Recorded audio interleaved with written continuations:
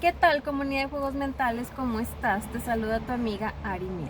Te doy la bienvenida a este canal donde hablamos del trastorno de la personalidad narcisista, psicopatía integrada y desarrollo personal. No soy experta en el tema de psicopatía y narcisismo.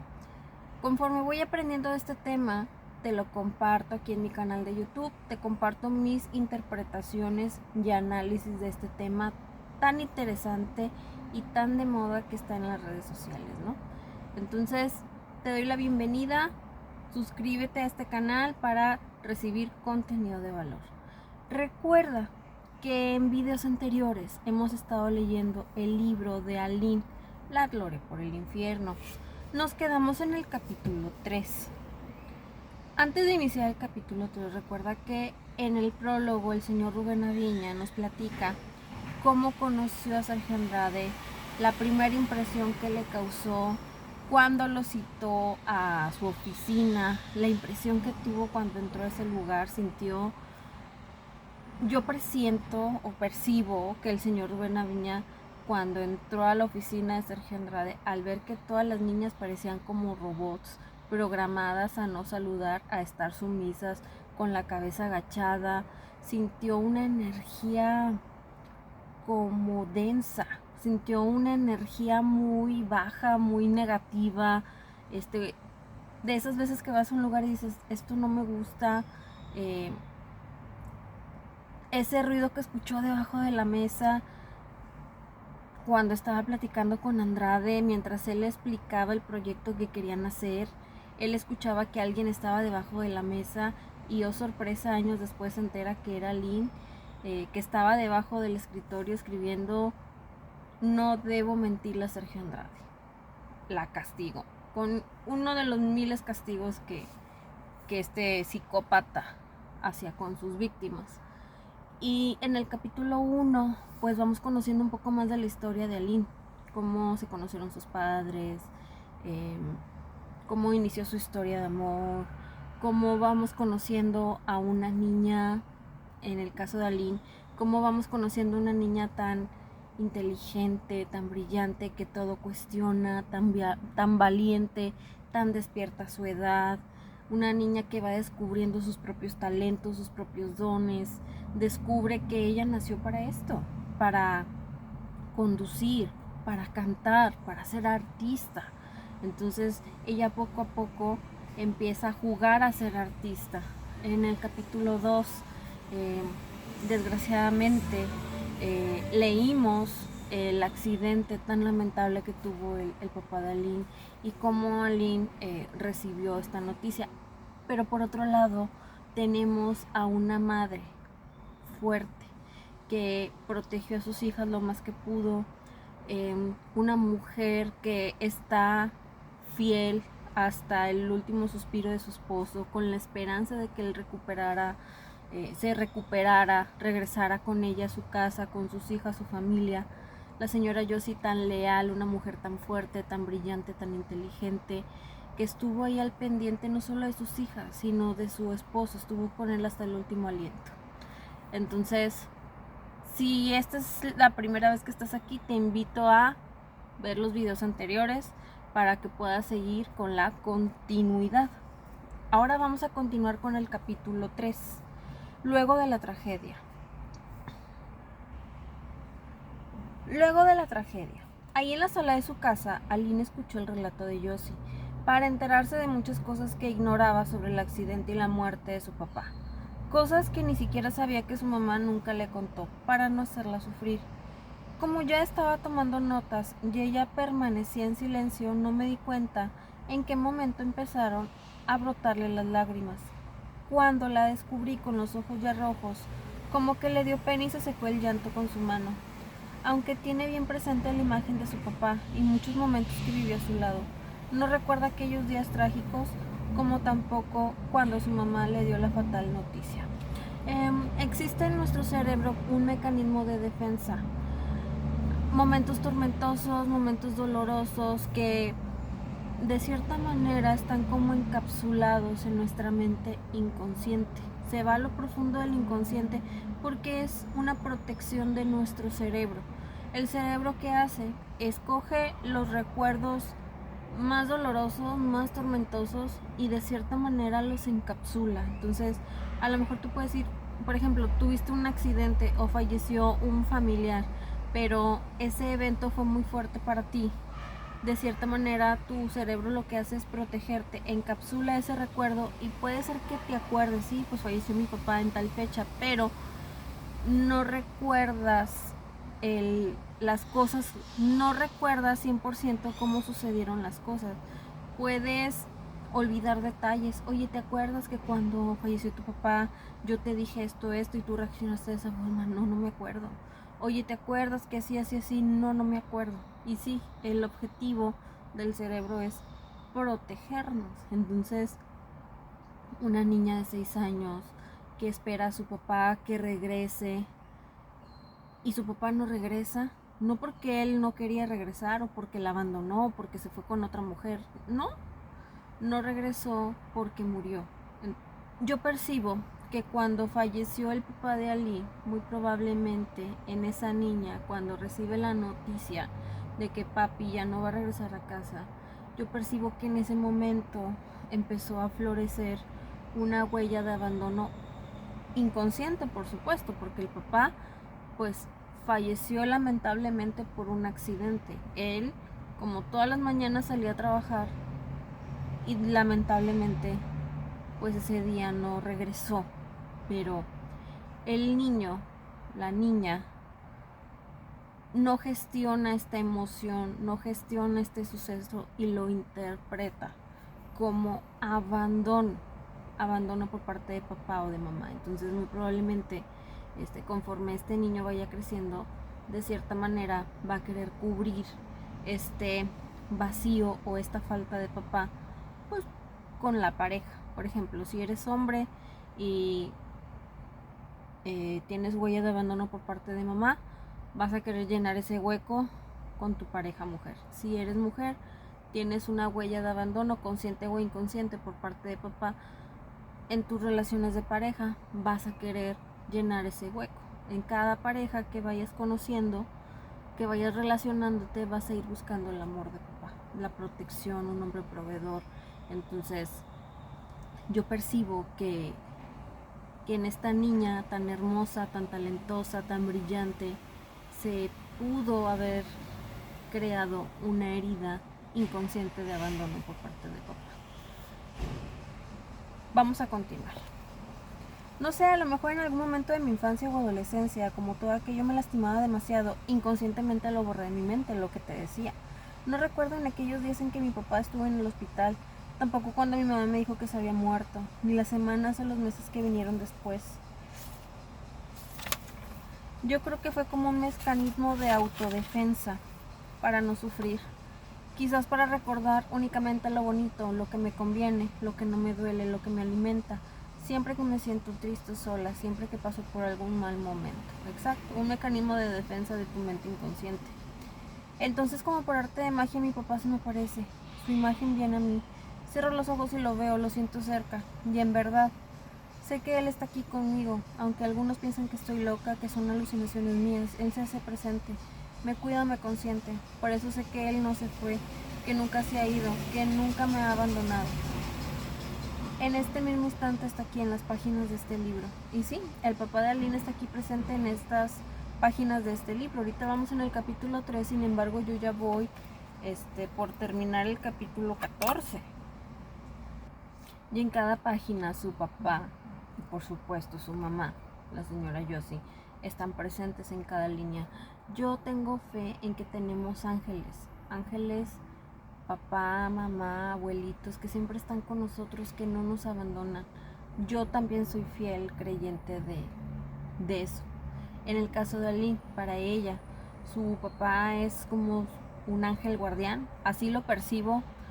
Cuando menciona que ella lo siente cerca, que siempre está con ella, yo percibo que su papá es como un ángel guardián para ella, como para mí lo es mi abuelita.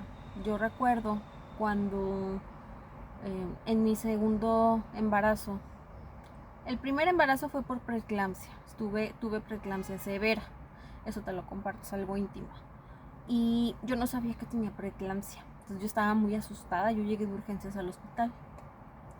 Después de mi segundo embarazo, el primer embarazo todo salió bien, ¿no? Ya estuve ahí en cuidados intensivos, me estuvieron cuidando. Y pues bueno, todo salió bien de mi primer embarazo, estuve en observación, nació mi bebé, fue prematura, pero pues ahorita ya está por cumplir 10 años, ¿no? Y es de las niñas más altas de su salón, es de las más grandotas, entonces no parece que fue prematura. Entonces hasta ahorita nos fue muy bien, gracias a Dios, solamente fue el susto. De mi segunda bebé sí tuve cuidados, pero este segundo embarazo me pesó más la recuperación, el tiempo que estuve ahí. Tenía mucho miedo, sentí muchas emociones turbulentas. Y yo recuerdo que cuando nació mi bebé, antes de pasarme al cuarto, me dejaron por un momento en un pasillo y yo tenía miedo. No sé si fue la anestesia, no sé si fue el estar ahí, no sé si habrá sido algún medicamento o algo que me inyectaron que me haya alterado las emociones, pero yo recuerdo que cerré mis ojos y vi a mi abuelita susurrándome al oído: no estás sola, estoy contigo, todo va a salir bien, tu bebé está bien, no te preocupes, todo va a estar bien. Entonces ella para mí es mi ángel guardián. O sea, físicamente no está aquí, pero yo la siento presente. Entonces yo sí creo en que existe algo más allá, como un acto de fe. Yo sí creo en los ángeles y creo en todo esto que tenga que ver con la espiritualidad. No con la religión, pero sí con la espiritualidad. No sé, soy muy creyente de eso. Pero bueno, y precisamente cuando Aline acaba de decirme, para ella su papá no se ha ido y que en este mismo instante está aquí, en las páginas de este libro estábamos los dos solos como a las 10 de la noche en el comedor de su casa, con la grabadora prendida, y de pronto la luz empezó a parpadear, a subir y bajar la intensidad. ¿Qué onda, Rubén? ¿Ves? Aquí está. Yo me quedé callado, fingiendo no darle importancia a lo que acababa de suceder, aunque sí sentí un poco de miedo y en efecto percibí la presencia de alguien ahí. En toda la casa, la luz seguía parpadeando, y así estuvo cerca de una hora mientras que Aline prosiguió con sus recuerdos de la infancia. En todo ese tiempo, tanto ella como yo seguimos sintiendo que alguien estaba con nosotros, ahí sentado entre los dos. Lo curioso es que unos minutos más tarde, como que nos acostumbramos, lo tomamos como algo natural, aunque a cada rato nos mirábamos siempre que la luz volvía a subir y bajar la intensidad.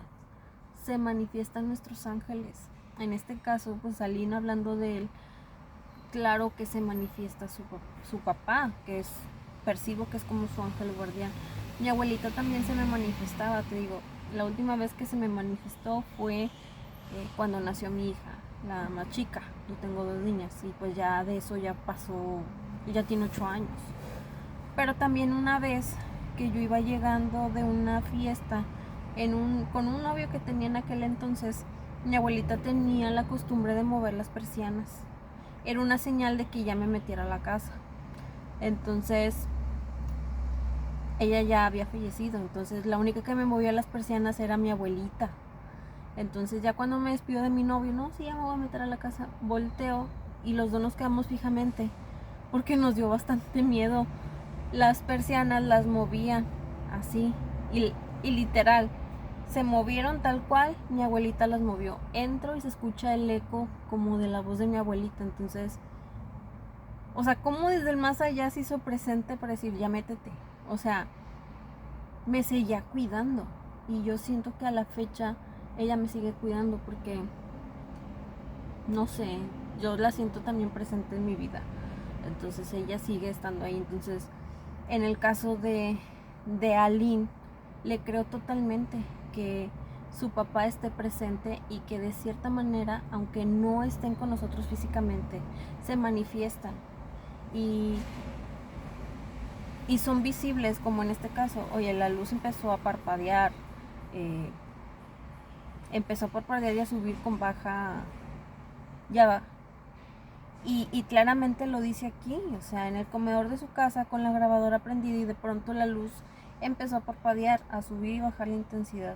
¿qué onda, Rubén? ¿Ves? Aquí está él. O sea, de cierta manera nuestros ángeles se manifiestan para darnos a entender que ellos están ahí con nosotros. Aunque no los podamos ver físicamente, siempre están dentro de nuestro corazón, cuidándonos desde el más allá.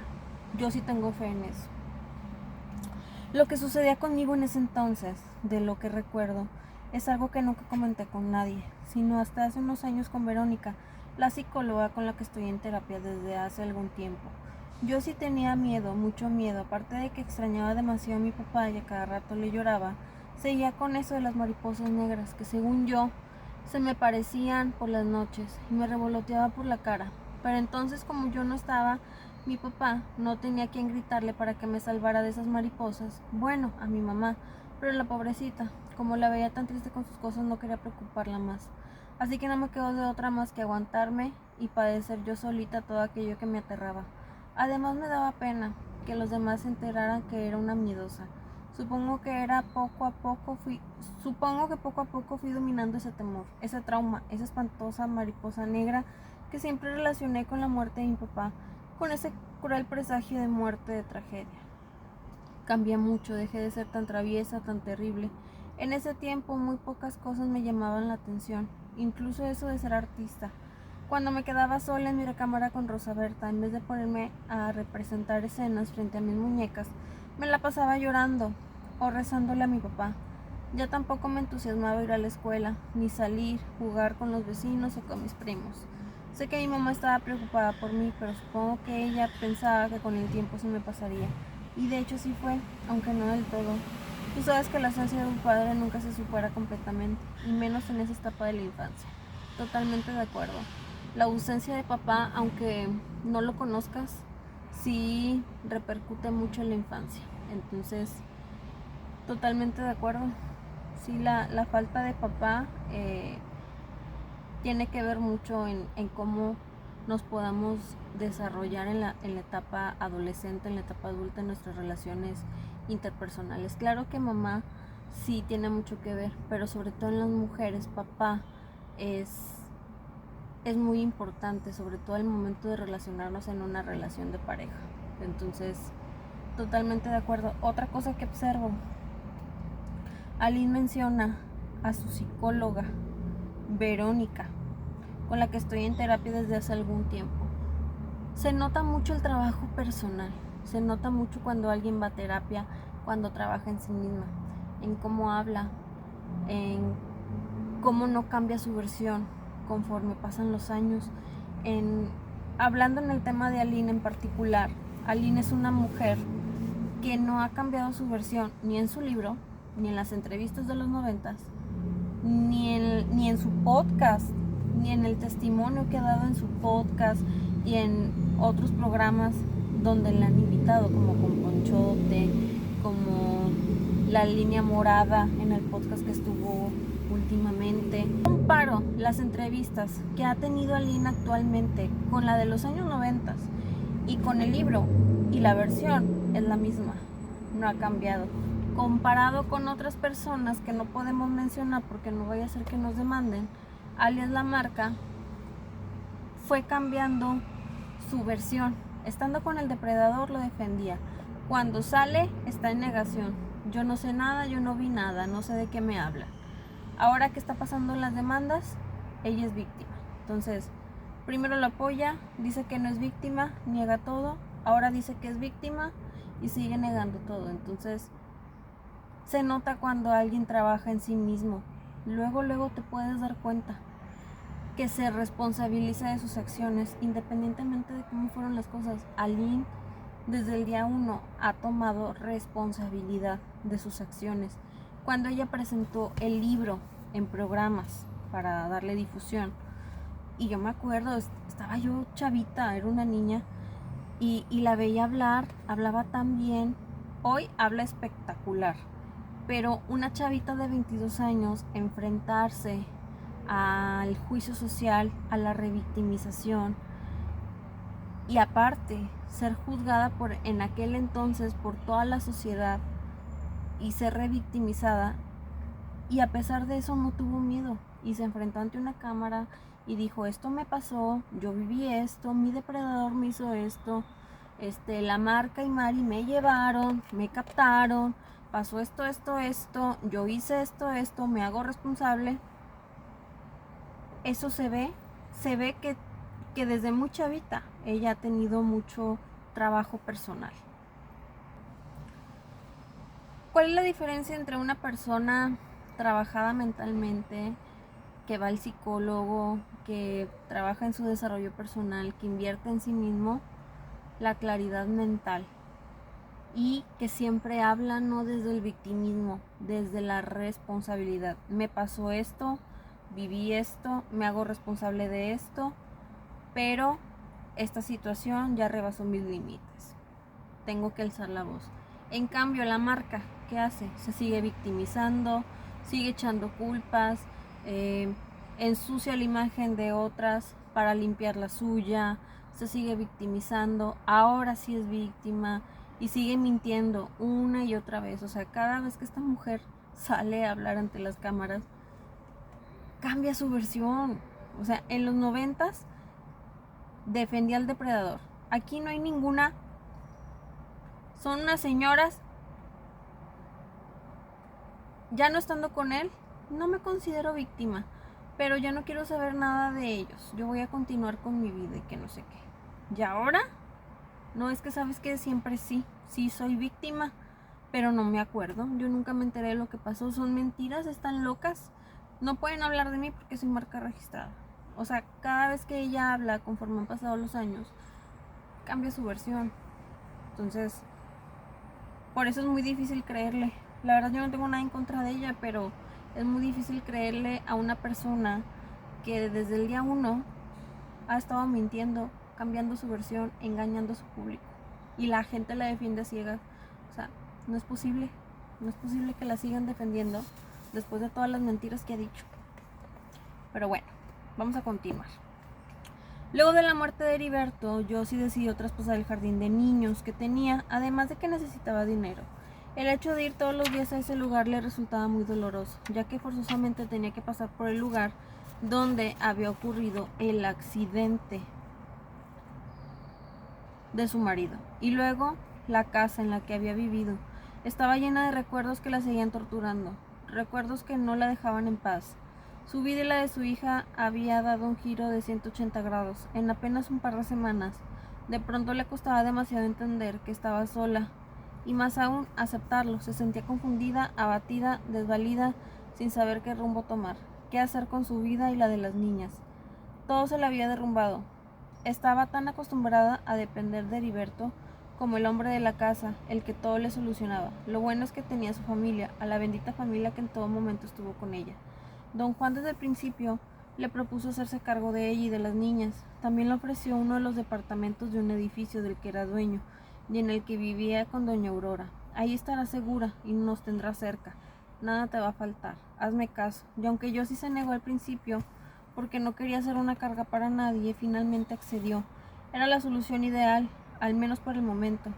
Ella y las niñas no estarían solas, y además, como tenía que ponerse a buscar un trabajo para salir adelante, su mamá podría ayudarla a cuidar a Yoyo y a Lynn. Al poco tiempo empezó a ganarse la vida como locutora de una estación de radio de la XCW. Para Yoyo y a Lynn, llegar a ese nuevo departamento fue como empezar una nueva vida. Una vida distinta a la que habían llevado, rompiendo con un pasado feliz, una vida que ya no volvería a ser la misma. Fue triste al principio, desconcertante, la ausencia de papá. Se sentía más que nunca, aunque estuviéramos en otro lado, pero bueno, nos fuimos acostumbrando, al menos yo, inventándome sueños que me servirían de refugio para escapar de aquella realidad que no parecía, que tanto miedo me daba, aunque no se lo dijera a nadie ni a mi mamá. Regresé a la escuela, empecé a distraerme, aunque me costó trabajo convivir de nuevo con mis compañeras, con mis amigas, sentía que me veían con lástima, como objeto raro, como la pobre huerfanita. Y eso no me gustaba, como tampoco seguir en la escuela. Por eso por las tardes era feliz cuando, por ejemplo, me sentaba en las piernas de mi abuelito y él me enseñaba la letra de la canción que se llamaba Chiquitita, la del grupo ABBA. O cuando me ponía a ayudarle a mi abuelita a preparar la cena. Entonces me dio por la cocina. Me encantaba preparar hot cakes, puré de papa, rajas con queso. Y también en ese entonces, como a las 7, Como a los 7 me enamoré por primera vez. No, él no se parecía a mi papá en nada, absolutamente en nada. Pero para mí tenía una magia muy especial, sobre todo cuando lo veía en televisión bailando y cantando en su video Thriller. La que me lo presentó fue Verónica, mi vecina, una niña unos años mayor que yo. También a partir de ese entonces, por 1983, empezó a formar parte importante de mi vida, precisamente a raíz de la adoración que las dos sentíamos por Michael Jackson, que para mí era como un sueño, como un ser de otro mundo, tan especial, tan diferente. Mi mamá me compró su disco y también un póster enorme en el que aparecía el de tamaño natural. Gracias a este póster era como para tenerlo para mí sola en mi recámara. Hasta soñaba que me casaba con él, claro, sin que Verónica lo supiera para que no le dieran celos, porque las dos nos lo disputábamos y en ocasiones hasta nos teníamos pleito por su culpa. Y no solo era el póster de tamaño natural, sino varios más que estaban en las paredes, hasta que en el techo, para que a la hora de acostarme en mi cama, antes de dormirme, pudiera verlo y sentir que no estaba sola, que alguien me acompañaba, porque entonces como se me seguían apareciendo las mariposas negras que tanto miedo me daban, y mi papá ya no estaba conmigo, me dormía con la luz encendida y sentía que Michael era el que me cuidaba mientras dormía, como mi ángel de la guarda. Fíjate cómo Aline, a pesar de la ausencia de su papá, de la pérdida, del duelo, del cambio de vida, se supo adaptar. Ok, esto es lo que hay, esto es lo que tengo, vivir en el presente. Se empezó a adaptar a la nueva realidad, a convivir con sus abuelitos, a hacer la comida, se le despertó el gusto por la cocina y aparece su primer crush, Michael Jackson. Me recuerda mucho en mi infancia, cuando por la edad de los 7-8 años, fue cuando salió la película de Titanic con Leonardo DiCaprio. Era mi crush, o sea, yo lo amaba, lo idolatraba y tenía un póster también en mi cuarto. No tan grande como aquí lo relata Lynn, que tenía un póster muy grande de Michael, pero yo tenía un póster más o menos medianito, o sea, sí, medianito. Lo tenía ahí en el closet. Ay, cada vez que llegaba me ponía a platicar con él, imaginaba que me casaba con él, soñaba que yo era Rose, que yo era su amor, que venía por mí. O sea, empieza la imaginación, pues una niña, ¿no? A imaginarse cosas, historias, a crearse ideas con su crush.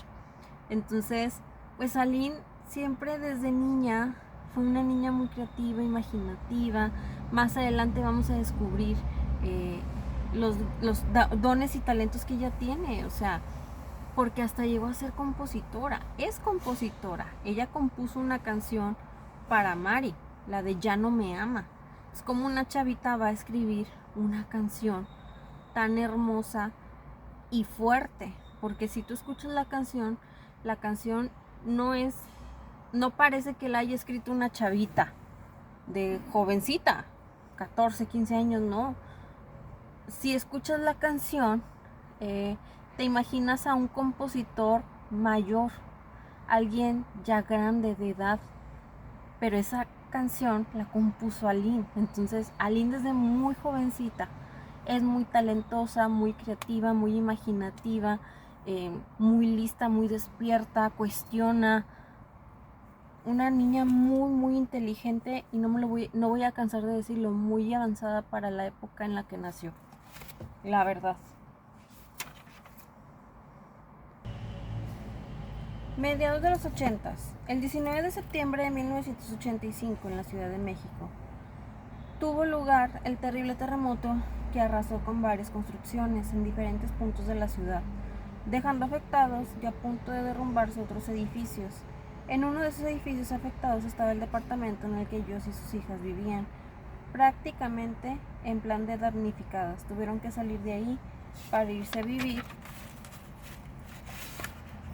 a casa de la madrina Aurora, la hermana de Josie, junto con su esposo Jorge y sus hijos Nancy, Jorge y Silvia, la prima favorita, la que entonces se convirtió en la gran amiga y compañera de Aline. Luego del susto del temblor y de que nuevamente tuvimos que agarrar todas nuestras chivas para mudarnos a otro lado, llegar a casa de mi madrina Aurora, fue como entrar a un paraíso. Primero porque mi tío Jorge en cierta forma era como mi segundo padre. Y para mí era bonito estar de nuevo en un hogar en el que existía la figura paterna, el jefe de la familia, el hombre fuerte y poderoso. Cuando de niña tienes huella de abandono por parte de papá, independientemente lo hayas conocido o no, independientemente en tu vida, en esa etapa de tu vida, de tu infancia, haya estado presente o no, cuando papá no está,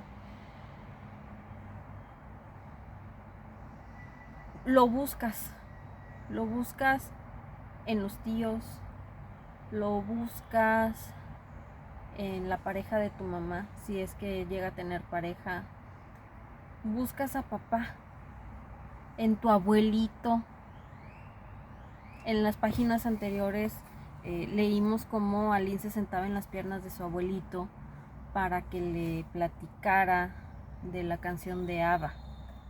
Entonces, ahora en esta página nos platica que cuando llegaron a casa de la madrina, Aline estaba encantada porque en ese hogar existía la figura paterna, el jefe de la familia, el hombre fuerte y poderoso. Adicional que a su tío Jorge de cierta manera lo veía como su segundo padre.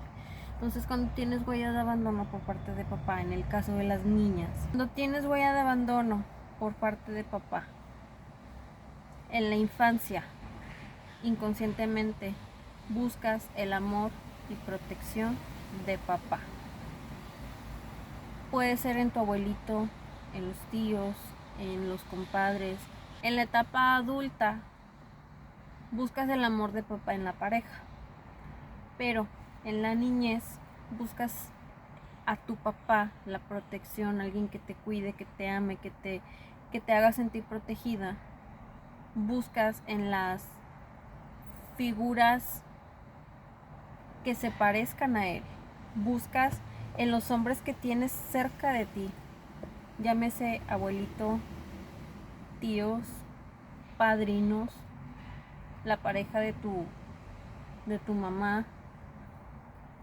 Quieres llenar ese huequito que papá dejó de forma consciente o inconsciente. En el caso de Aline, pues queda esa huella de abandono, pero fue inconsciente. Su papá falleció en un accidente. Pero en mi caso, y que es el caso de muchas mujeres, papá ausente, llegó, sembró la semilla y se fue y no regresó. Entonces,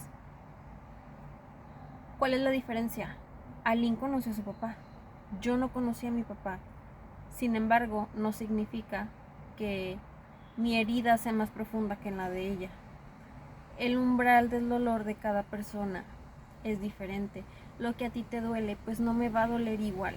Entonces, de cierta manera, cada quien tiene la manera de gestionar sus emociones con las herramientas que tienes en ese momento. Entonces, una niña que le cambió la vida de un día para otro, se cambia de casa, la cambian de escuela, llegan a casa de su abuelito, pasa lamentablemente este acontecimiento del temblor en la Ciudad de México y ahora vete a vivir a otro departamento. O sea, fueron muchos cambios para una niña tan pequeña, fueron muchos cambios para ella. Sin embargo, durante esta transición, pues sigue buscando a papá. En la página anterior notamos que ese huequito inconscientemente quiere llenarlo con su abuelito, pero pasa este desastroso momento y se tienen que mudar. Llegan a casa de su madrina y ¿qué dice ella? Ay, parece que estoy en el paraíso, de aquí soy.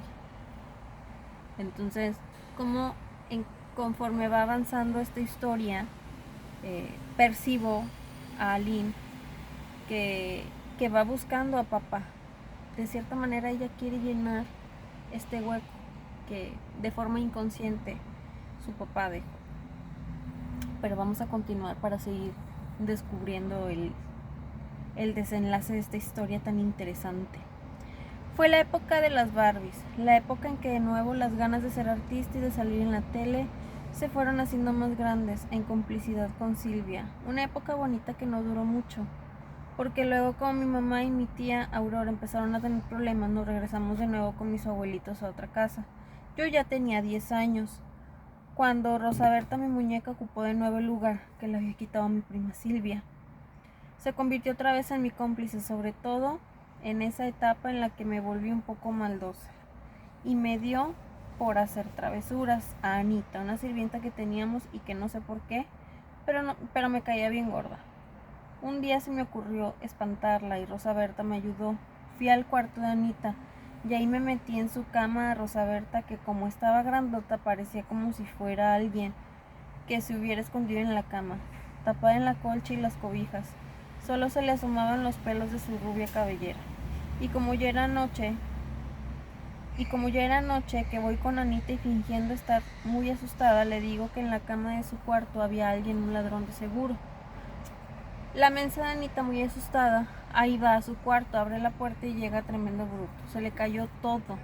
Hasta fue con mi abuela llorando del miedo y le contó que un ratero estaba escondido en su cama. La pobre de mi abuela, aterrada, fue por un cuchillo a la cocina.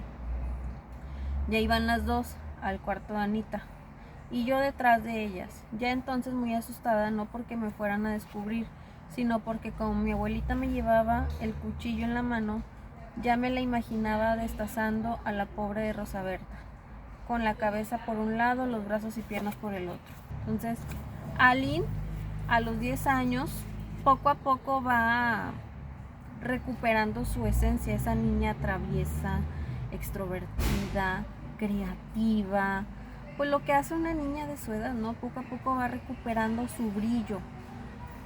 Entiendo que se apagó por un momento por el duelo que estuvo pasando, por la pérdida de su papá, por los cambios que tuvo que vivir, estar de nómada hasta que nuevamente llegan a un lugar seguro que es con sus abuelitos.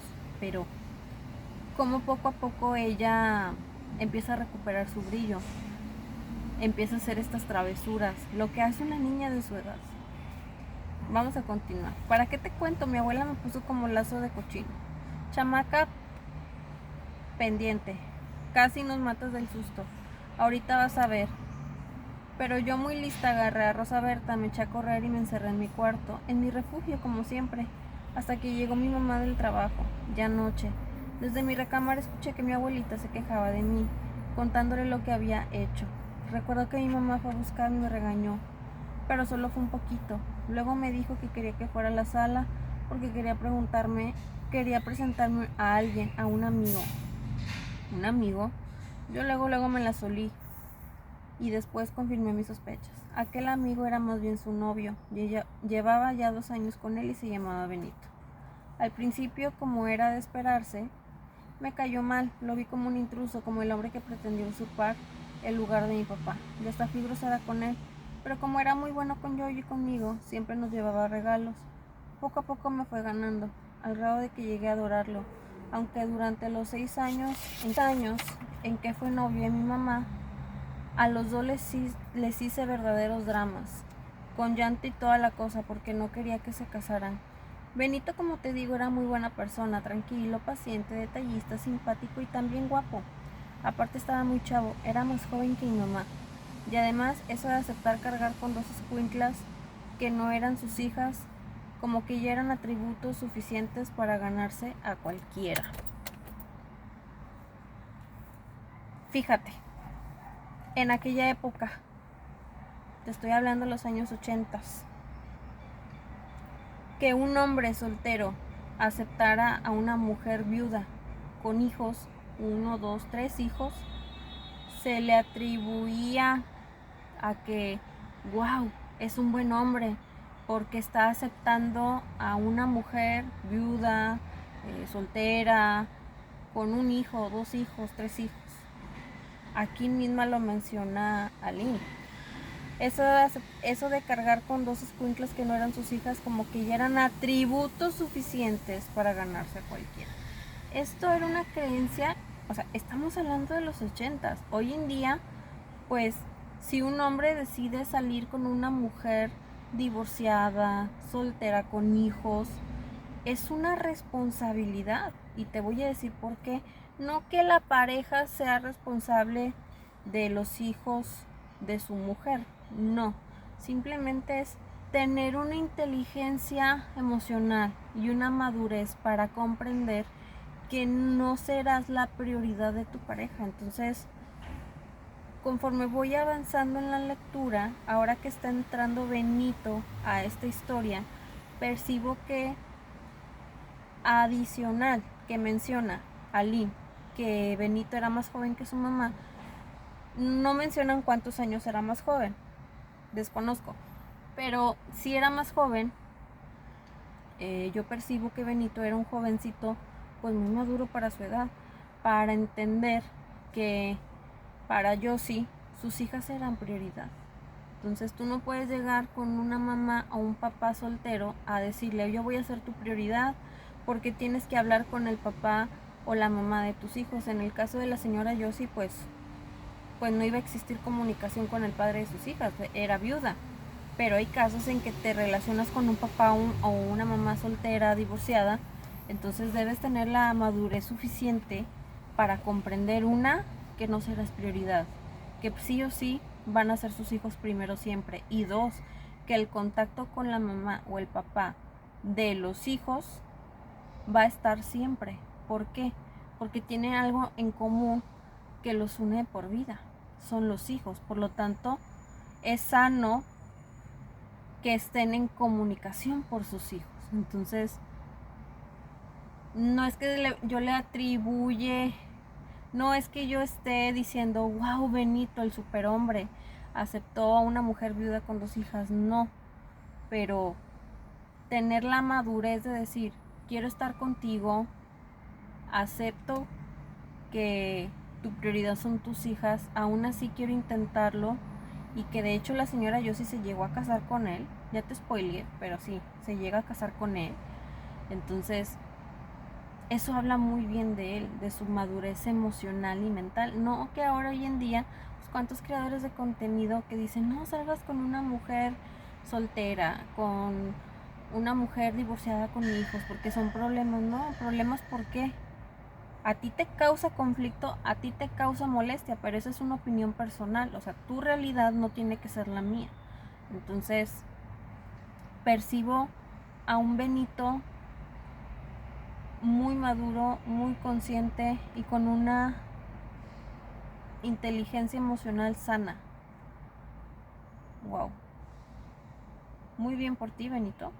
Felicidades. Total, que finalmente mi papá logró convencerme. Total, que finalmente mi mamá logró convencerme y me cayó el 20. Ella tenía derecho a rehacer su vida porque todavía estaba muy joven. Andaba apenas por los 30. Se casaron cuando yo ya tenía 12 años.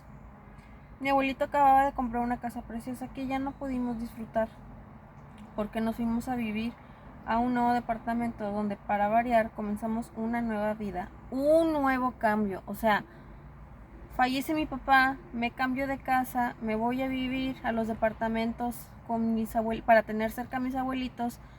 Pasa lo del temblor del 85 en la Ciudad de México, si mal no recuerdo, y ahora salte de ahí, vete a vivir a casa de tu madrina.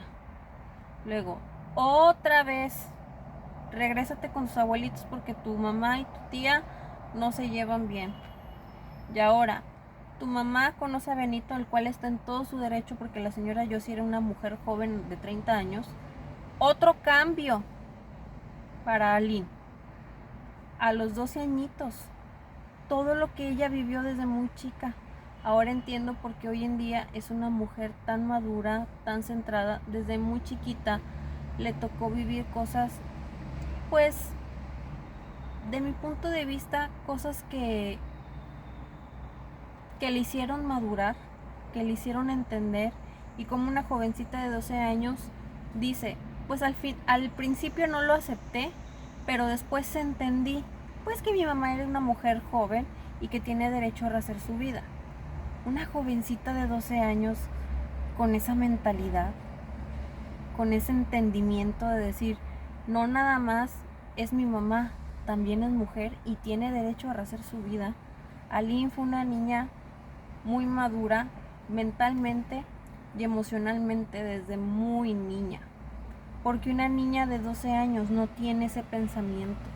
Y lo veo, es más, por darte un ejemplo, yo cuando tenía, ¿qué será? 13, 14 años, mi mamá empezó a salir con alguien y, y yo al principio lo rechazaba. Yo decía, ay no, no me gusta, ay no, ¿por qué? Porque yo no entendía que mi mamá tenía derecho a conocer a alguien, a rehacer su vida, a tener una pareja, a separarse un poquito del papel de mamá y ser mujer.